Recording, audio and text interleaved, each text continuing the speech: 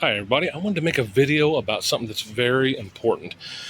Now, before I say anything about this is not a plug for them, I'm not sponsored by them or anything, but I will say, this is the first time I've used triple superphosphate 0450, just kind of a more concentrated version of like Bloom Booster. In other words, higher middle number and none of the first and third numbers.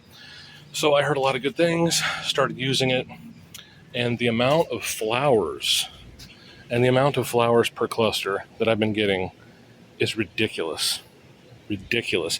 This variety, Big Zack, supposedly grows 4 to 6 pound tomatoes, which is absolutely insane, huge. Probably will never get that big, but regardless, humongous, right? Some of the biggest tomatoes in the world. Well, if you look at this, 1, 2, 3, 4, 5, 6, 7, 8, 9, 10, 11, 12, 13. And then right next to it, there's a bunch more. And then over here, let's see if I can count those. 1, 2, 3, 4, 5, 6, 7. I don't know, a lot, right? Over here, this is Cherokee Purple. Not a gigantic tomato like that, but good size. I mean, 10 or 12 ounces or something like that, sometimes even bigger. Anything like 8 ounces or more is a pretty good size, like slicer type tomato. This is ridiculous. 1, 2, 3, 4, 5, 6, 7, 8, 9, 10, 11, 12, 13, 14, 15, 16, 17, like upwards of 20 flowers. I don't know if that's even focusing right. You probably can't see them all. Some of them are really small. And there's tons of them. Look. It would focus. Come on. Not that hard to focus. Come on. Over here. Tons. Everywhere you look. Look at this. It's like a double truss. Or a double cluster. Flowers everywhere, right? So I would have to say a resounding yes. Does this stuff work? Because I have never had this many flowers, this many flower clusters, that many flowers per cluster, I should say. I've never had this amount on my plants ever before. So I would say this definitely works. Now, that brings me to the actual topic of this video. Now, people always talk when it comes to tomatoes about pruning, right? Should you prune? Should you not prune? What should be pruned and what shouldn't be? Now, this you would expect on a cherry tomato, but even on a cherry tomato, I don't know if I've ever had clusters that were that many. It's a lot. But you can't really say for sure if that's from that or just because it's a cherry tomato. But the ones that I know for a fact, I've grown them many years and never had.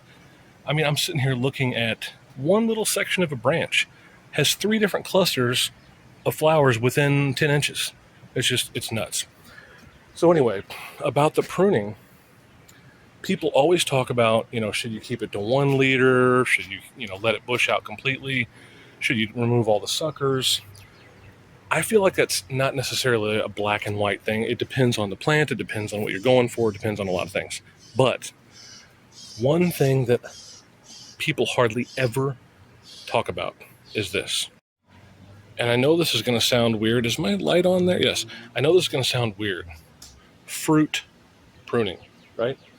And that sounds like, are you crazy? Why would you want to get rid of your fruit? It's not that you want to get rid of your fruit. But, for example, a plant like this, Big Zack, I'm just laughing because it's such an insane amount of flowers. You probably can't see them all, but there is no way, it is impossible to form that many 4 to 6 pound tomatoes. Now, you may be happy with less, smaller size, whatever. I'm just saying, depending on the plant, what you're going to want to do is say, okay, just this as an example, right? Cherokee Purple. Anything above 8 ounces is a decent sized tomato. You might get ones that are a pound, maybe even more. But if you've got that many, oh, and by the way, I'm talking about for indeterminate tomatoes. You do not want to do this pruning for determinate tomatoes. because determinate tomatoes grow just a certain amount, and then that's it. I'm not saying they won't put out any more. It's just they have a lot more finite. It's a lot more finite growth and fruit production and stuff. So you don't want to take a plant that's already going to produce less and over prune it, right? Although, if you use this phosphate stuff, and for example, let's say you have a celebrity tomato or some sort of determinate tomato, and it has just ludicrous amounts of flowers, you might also try that on that, right? And so basically, this will be the case most often with indeterminate tomatoes, not determinate and not cherry tomatoes, because cherry tomatoes are sort of programmed at a genetic level to be able to support and put off all those little small fruits. So you don't have to worry about, oh, is it going to be able to, ripen and produce all these fruits? They're already sort of bred or whatever to do that at a molecular level or whatever. That's just how they function. I know I didn't word that right, but cherry tomatoes, grape tomatoes, sometimes even Roma tomatoes, any small fruited variety basically will be able to handle large amounts of fruit at once. That's what they're supposed to do. So, and determinate ones you don't want to prune too much because, again, you don't want to limit the production. So 90+% of the time we're going to be talking about indeterminate when referencing fruit production or fruit pruning. So with this, for example, the Cherokee Purple, let's split the difference. Let's say in between 8 and 16 ounces, say 12 ounce, whatever. That's a pretty good sized tomato. You don't want that many tomatoes on one flower cluster. The reason is because even with a large bushy plant like this, it's going to take a very, very long time to ripen. And what you may end up with at the end of the season, depending on your growing season, is a bunch of green, unripe tomatoes. That's what happened to my dad last year. He had a Brandywine Red, which is a great variety. And he had a huge bushy plant, actually quite a bit bigger than this. And he had tons of tomatoes forming.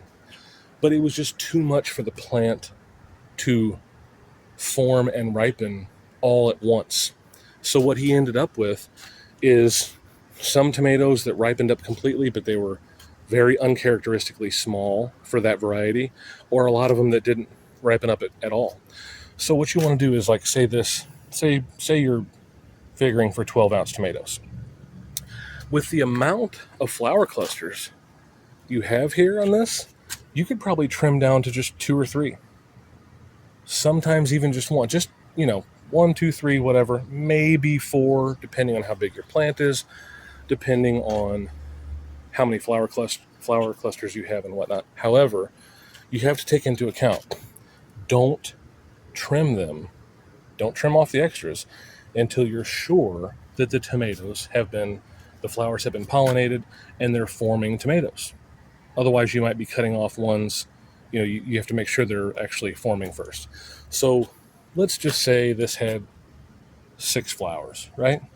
And all 6 of them pollinated and started forming tomatoes. Once those tomatoes got to be like, at the most, maybe golf ball size, so you know that, okay, of all these flowers, these are the ones that are going to form, these are the ones that are going to ripen, whatever. Let's say you have 6 of them that size. Trim off like half of them, maybe even 4, and just leave, 2 or 3. Because again, you have all these other flower clusters. You have a huge plant, and it's still early enough in the season where you're going to have a lot of time for growth. I mean, the amount of flowers in this thing is ridiculous. Every single branch just about has just cluster upon cluster. So once you see, just go to each cluster once they all start forming, once they start getting pollinated and forming little tomatoes. And once they've got a little bit of size to them, like I said, in between like a large marble and a golf ball, something like that, then start trimming off the extras. Just leave 2 or 3, maybe 4. You don't want to have tomatoes that are too heavy on one branch or causing your plant to take forever to ripen. You want your plant to be able to handle the fruit that's on it, right? So just to give you an example, I just stopped the video for a second and I counted. And by the way, I see some tomatoes starting to form. There's one. And I think there's one over here hiding. Yes. Look at that. Didn't even see those at first. So just with a quick count, I counted like 17 or 18 clusters of flowers, each one with a ridiculous amount of flowers per cluster. So let's say there's half a dozen. Let's just make up a number, right? Half a dozen times 17. That's a ridiculous amount of tomatoes in that 8 to 16 ounce size. Most of them probably around 10 or 12, something like that. That is a ridiculous amount, a ridiculous weight, and the plant can only support so much, and you don't want it to take forever to ripen up. So a pretty good rule of thumb, I've already went over for that. Now the Big Zack gets so huge. I mean, I'm already seeing multiple flower clusters. So probably what I would do is let several start forming, and then just limit it to one per branch, right? Because they're supposed to be absolutely gigantic. One here, one over there, one over there. No matter how big the plant is, no matter how vigorous, no matter how much soil and fertilizer it has and so on, it can only support so many absolutely gigantic fruit. Plus, if you've got a variety like this and you're trying to grow humongous fruit, you've got a much better chance of them being really big if you have less flowers. So nothing wrong with having a lot of flowers, nothing wrong with using the phosphate. It creates a more robust root system. If you've got a bunch more flowers, that means that if some of them don't get pollinated, you still got the chance to, more flowers means more chance of pollination of one of them, one or more of them per branch. So for this, being 4 to 6 pounds supposedly, let's just be really, really realistic and let's say 2 pounds. Okay, even at 2 pounds, 1 or 2 at the absolute max per branch would be probably smart, because you want to have these ripe and ready to eat before you're 90 years old, and you want it to be a successful plant putting out this fruit at that size. It's just not going to happen when you've got that many forming at once. So you have to take into account the size of each the fruit on each plant. This is, like I said, 10 to 12, whatever. This, I can't even remember. This is the Portuguese monster, and I think it's supposed to be huge, like 2 or 3 pounds or something. So, point being, when it comes to big slicing varieties, big beefsteak types, just make sure that you're doing fruit pruning, not flower pruning. You want to wait till they actually form fruit, so you're not just cutting off a flower that hasn't pollinated yet. And then ideally what you'll end up with is 2 or 3 or 4 here, 2 or 3 or 4 here, blah blah blah, and just 1 or 2 here, 1 or 2 there, probably 1 or 2 or 3 depending on how big they are per branch. This one isn't as far along, but you get it. You get the point I'm trying to make. So that idea of fruit pruning, that's something that large scale tomato production farmers, whatever you want to call them, they do that too. A lot of those, they just grow one single leader indeterminate tomato, no side shoots except for the main, or no suckers, and they'll say, they only let it form like, say, 13 sets of leaves or 13 branches or whatever, and 2 or 3 fruits per cluster, something along those lines. You don't have to get too technical, but just keep in mind how big the fruits are of each plant and try to trim it down when it's time, when they've formed, to a reasonable amount of fruit that will not only be able to be supported weight-wise, but will ripen in a reasonable amount of time, and so on. Just like this. I mean, look at the ridiculous amount.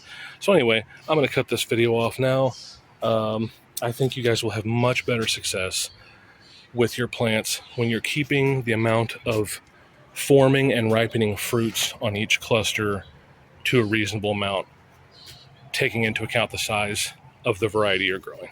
So anyway, happy gardening. Hope you got something out of this, and I'll see you next time.